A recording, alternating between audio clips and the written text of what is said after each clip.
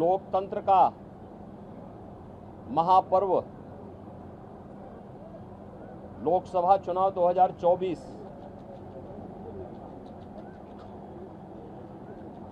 अंतिम चरण का चुनाव आज देश के 8 राज्यों के 57 सीटों पर हो रहा है, जिसमें उत्तर प्रदेश की 13 सीटों पर भी आज पूर्वी उत्तर प्रदेश में मतदान हो रहा है। पिछले 2.5 महीने से अधिक समय से जो देश के अंदर आम जन की आकांक्षाओं को पूरा करने के लिए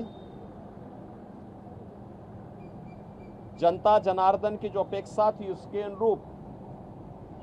विभिन्न राजनीतिक दलों ने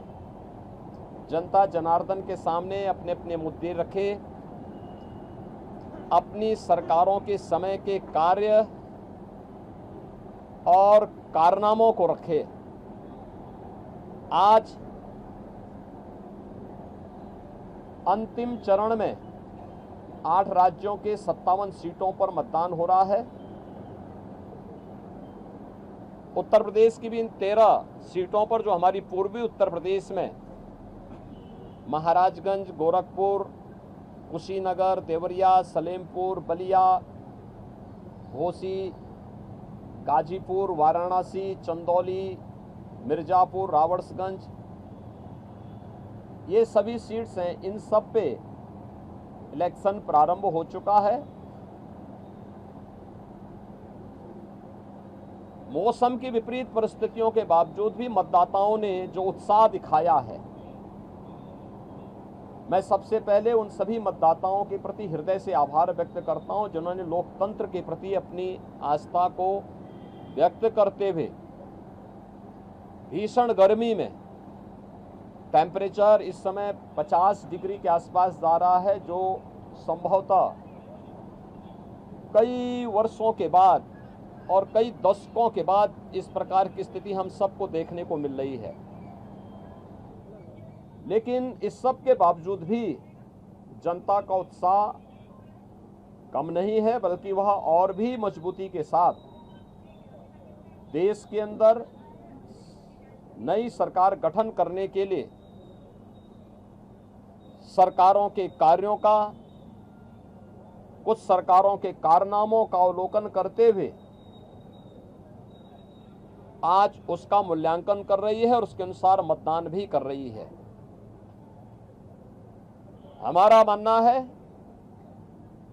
कि देश के अंदर जो समर्थन प्राप्त हो रहा है उसको ध्यान में रखते हुए हम कह सकते हैं